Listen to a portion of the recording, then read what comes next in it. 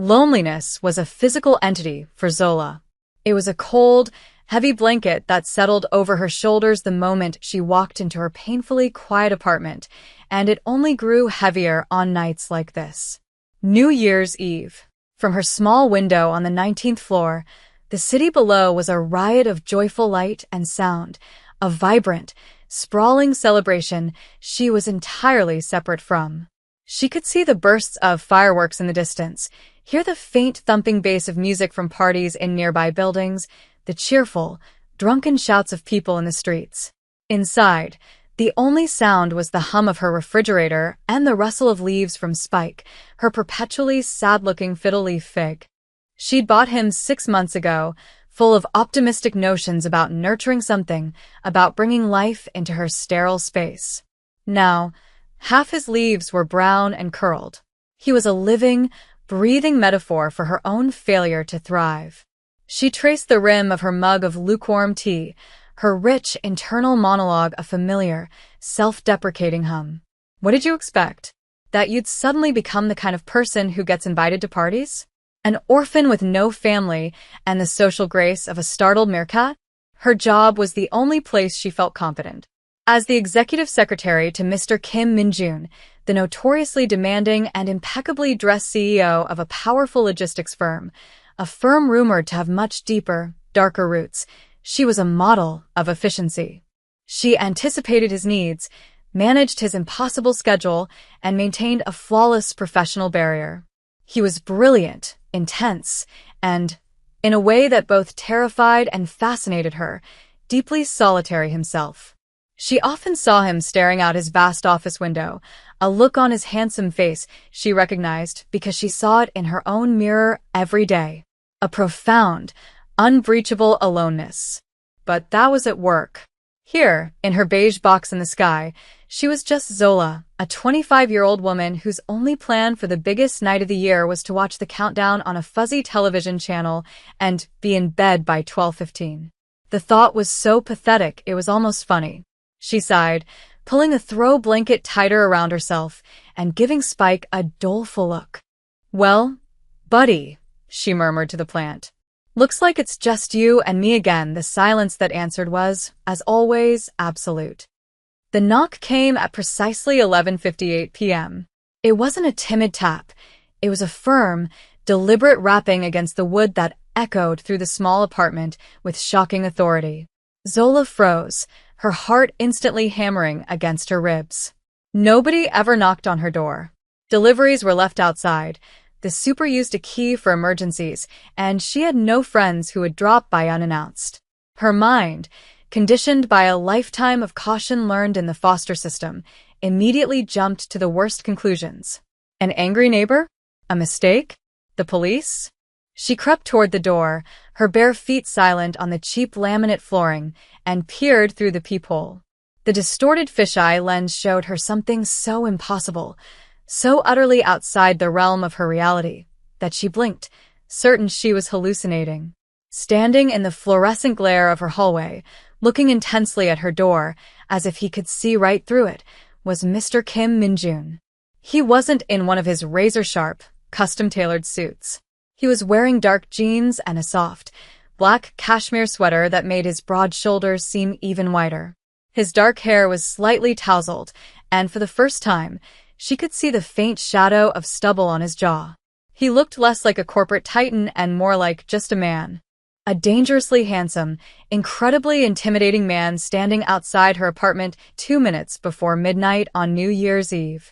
She backed away from the door, her breath caught in her throat. What on earth was he doing here? Did she forget a crucial file? Did she make some catastrophic error in his schedule for the coming year? He knocked again, 3 sharp raps, more insistent this time. "Miss Diallo? Zola?" It's Mignon Kim.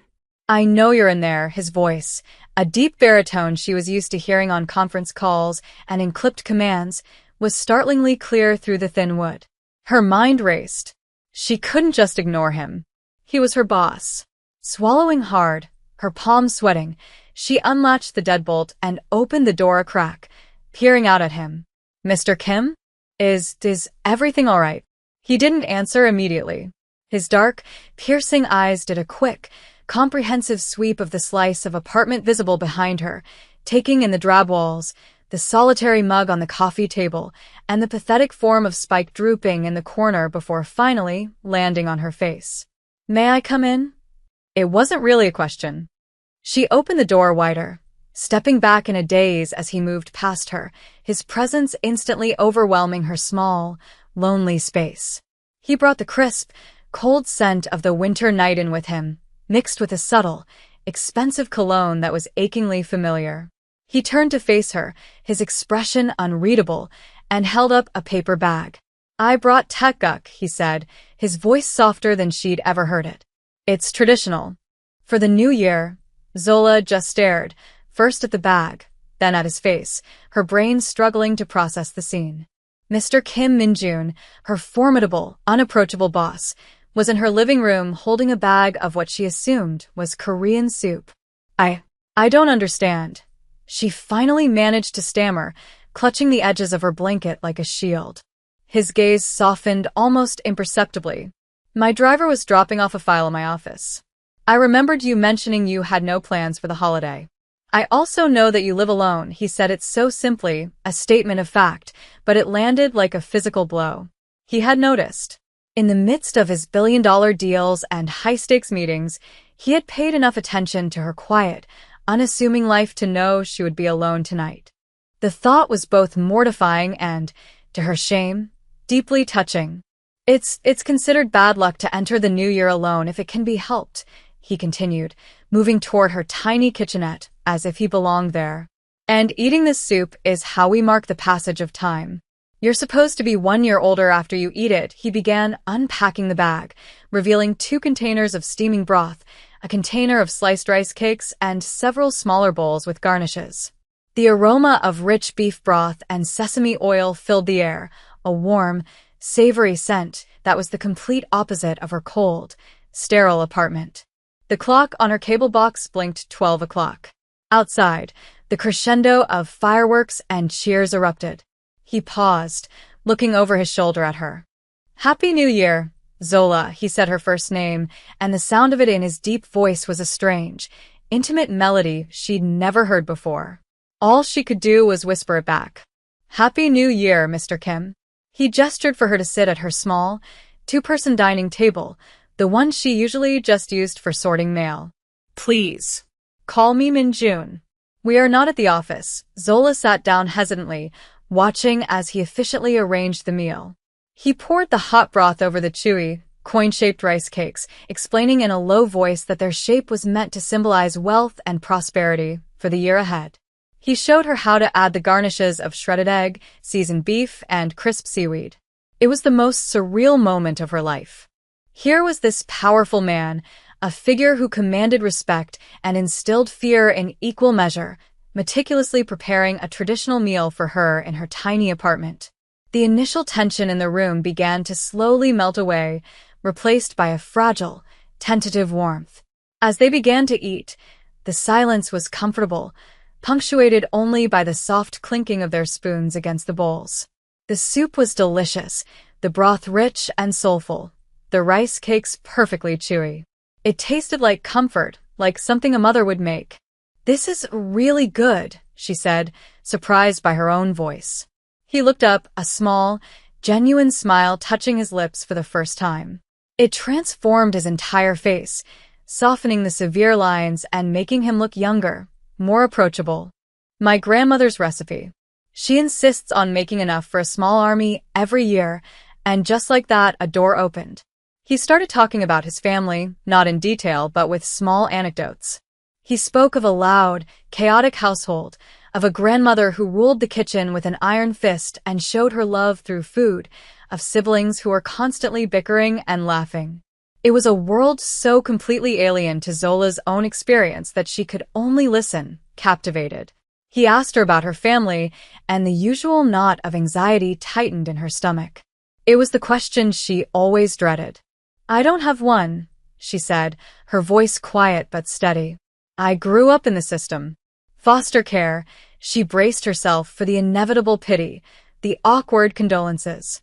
But Min-jun just nodded slowly, his dark eyes holding hers with a profound sense of understanding. "So, you know what it is to be truly alone," he said. It wasn't a question. It was a statement of shared experience, a bridge built between two lonely islands in the middle of a bustling city. For the first time, Zola felt seen, not as an efficient secretary or a tragic orphan, but simply as a person. The soup bowls were empty, but neither of them made a move to leave the table. The conversation flowed more easily now, as if his quiet acknowledgement of her past had unlocked something within her. He was surprisingly easy to talk to when he wasn't dictating memos or negotiating contracts. He possessed a stillness, an ability to listen that made her feel heard in a way she never had before. He asked about her life before she came to work for him, and she found herself telling him about the series of temporary homes, the constant feeling of being an outsider, the fierce independence she had cultivated as a survival mechanism. He never interrupted, his gaze remaining fixed on her, attentive and serious. In return, he shared glimpses of his own life that painted a picture of immense pressure and expectation. He spoke of the weight of a family legacy, the crushing loneliness that often came with being at the top, the feeling of being surrounded by people, but understood by none. He confessed that he often found the forced joviality of holidays suffocating, preferring the structured silence of his office. "My family is a lot," he admitted with a wry twist of his lips. "They love fiercely, but they are also overwhelming. Sometimes, a quiet room is the only place I can breathe." As he spoke, Zola saw the man behind the formidable CEO. A man who, like her, was an observer of life, who understood the strange comfort of solitude even while yearning for connection. The clock on the wall ticked past 2 a.m., the world outside having quieted down to a distant hum. The night felt suspended in time, a small bubble of warmth and genuine connection that Zola never wanted to pop. As a comfortable silence settled between them again, Minjun reached into his pocket and pulled out his phone. "I should let you get some rest," he said, though his tone suggested it was the last thing he wanted to do. "But the New Year celebrations for my family are not over. Tomorrow is the big dinner. The entire clan will be there." He paused, his gaze locking with hers, direct and unwavering. "I want you to come. As my guest." The invitation hung in the air, so monumental and terrifying that Zola's breath hitched. Go to his family's dinner? Her? The socially awkward orphan? Meet the loud, chaotic family he'd just described? Panic flared in her chest, hot and sharp. "Oh no, I couldn't possibly," she rushed to say, her hands fluttering nervously. "I wouldn't want to intrude." "You would not be intruding," he stated calmly, his voice leaving no room for argument. "I am inviting you. I want you there." He saw the fear in her eyes, the reflexive urge to retreat back into her shell. "Zola," he said, his voice softening again. "You don't have to be alone anymore." His words, a direct echo of her deepest, most painful longing, stripped away all her defenses. It was a simple, powerful promise, an offer of belonging so profound it made her want to weep. She looked at this surprising, complicated man who had shown up at her door and dismantled her loneliness piece by piece, and for the first time in a very long time, she chose to be brave. She took a deep breath. "Okay," she whispered. "I'll come." A slow, brilliant smile spread across his face, and it was the most beautiful thing she had ever seen. The next day, Zola woke up to a world that felt fundamentally altered. The gray morning light filtering through her window seemed less bleak, and the silence of her apartment felt less like a crushing weight and more like a temporary pause. The ghost of savory broth still lingered in the air, a phantom reminder of the impossible night she'd had. Her mind replayed the events in a continuous, dizzying loop. The authoritative knock, Minjun standing in her hallway, the shared meal, the quiet confessions, and finally, the terrifying, exhilarating invitation. Panic, a familiar old friend, tried to claw its way back up her throat. What had she been thinking? Agreeing to go to his family's dinner was madness. She was Zola Diallo, a woman whose most successful social interaction of the last year involved a brief, pleasant chat with a grocery store cashier. She owned exactly one dress suitable for such an occasion, and it was a sensible, professional navy sheath that screamed, efficient secretary. Not meet the family. She imagined a house full of elegant, powerful people just like Minjun, all silently judging her cheap shoes and her awkward attempts at conversation. They would see right through her. They would know she didn't belong. She was halfway to calling him to cancel, her thumb hovering over his contact number, when a text message lit up her screen. It was from him. Good morning. I will pick you up at 3. Don't eat lunch. My mother considers it a personal insult if you don't arrive starving. It was so direct, so matter-of-fact. It short-circuited her anxiety. He wasn't giving her an out. He was expecting her. He wanted her there. Taking a shaky breath, she typed back a simple, okay, and the decision was made. The hours leading up to his arrival were a blur of frantic preparation. She showered, did her hair and makeup with more care than she had in years, and put on the navy dress, staring at her reflection with a critical eye. Was this okay? Was she okay? At precisely 3 o'clock, another text came. I'm downstairs. When she stepped out of the elevator, he was waiting for her, leaning against a sleek black car that was so luxurious it looked out of place on her modest street. He was wearing a tailored gray coat over a dark turtleneck, looking every bit the powerful CEO, but his eyes, when they met hers, were warm and reassuring. He opened the passenger door for her, his hand gently guiding her in, and the simple, courteous gesture sent a flutter through her stomach. The drive to his parents' home was filled with a comfortable silence, a stark contrast to the nervous energy thrumming through Zola's veins. He seemed to sense her anxiety as he reached over and placed his hand briefly on her knee. They will love you, he said, his voice a low, confident rumble. Just be yourself. The advice, while well-intentioned, was terrifying. Being herself had always resulted in being alone. As they pulled into the driveway of a large, beautiful home buzzing with light and sound, her heart began to pound a frantic rhythm against her ribs. This was it. The door swung open before they even reached it, and a whirlwind of warmth, noise, and the most incredible smells washed over her. A tiny, formidable-looking older woman with sharp, intelligent eyes and Minjun's same determined jaw stood in the doorway, wiping her hands on an apron. You're late, she announced to her son, her tone brusque but her eyes sparkling. She then turned her gaze to Zola, a look so intense and appraising it made Zola feel like a specimen under a microscope. And you, the woman said, her voice surprisingly warm. You are too thin. Come in, come in. We must feed you, Minjun's mother, Mrs. Kim, had spoken. Zola had arrived. The interior of the Kim family home was the physical embodiment of chaos and love.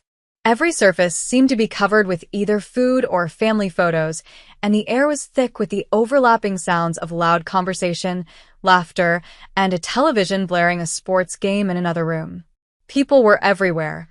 Aunts, uncles, cousins, and siblings who all seemed to share the same vibrant energy.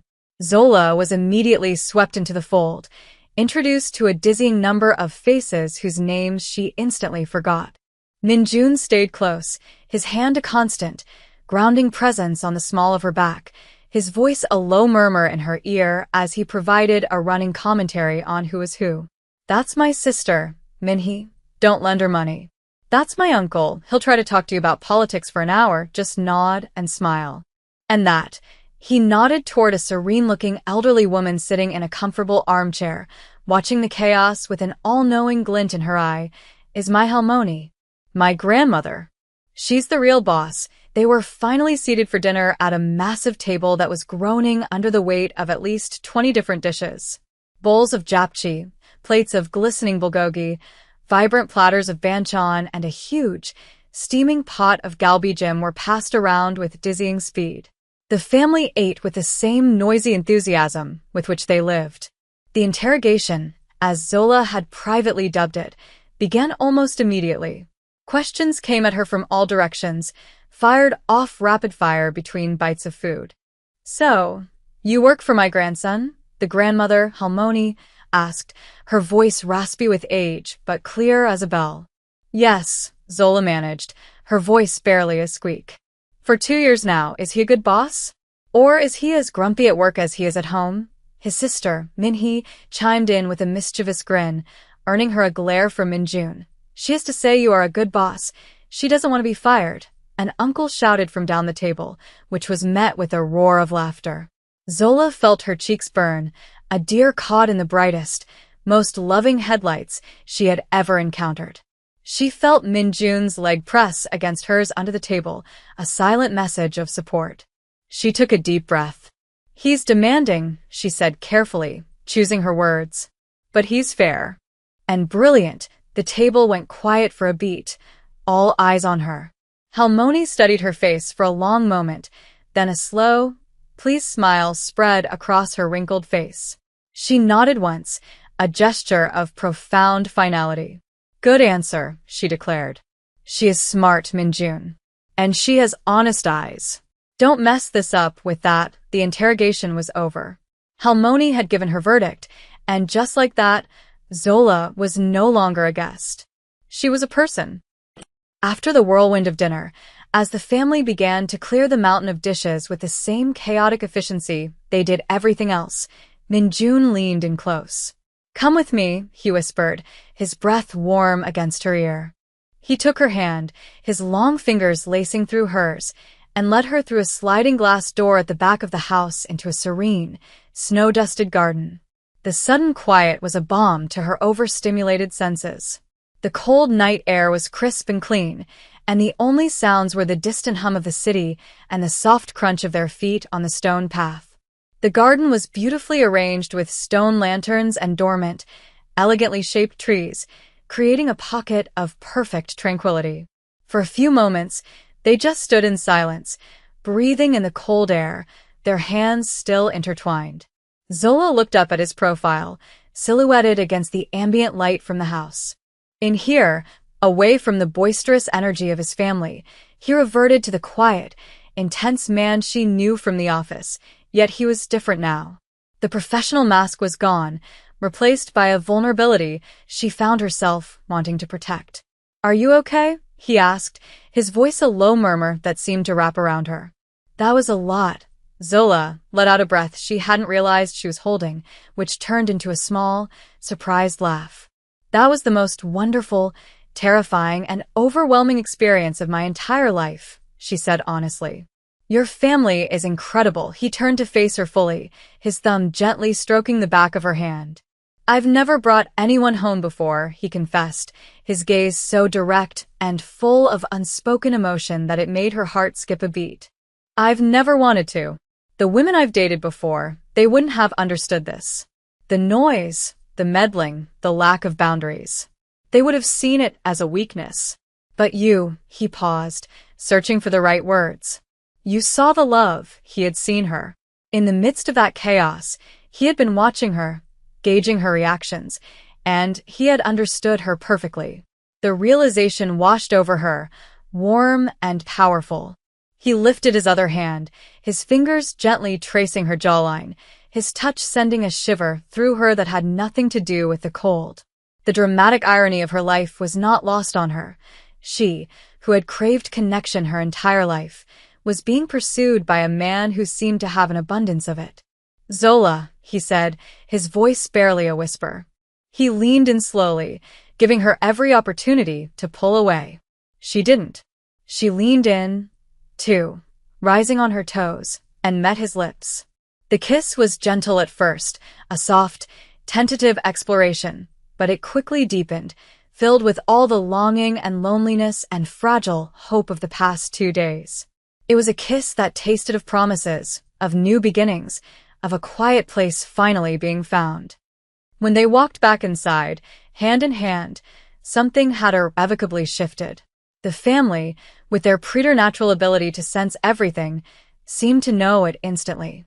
The teasing questions were replaced by warm, knowing smiles.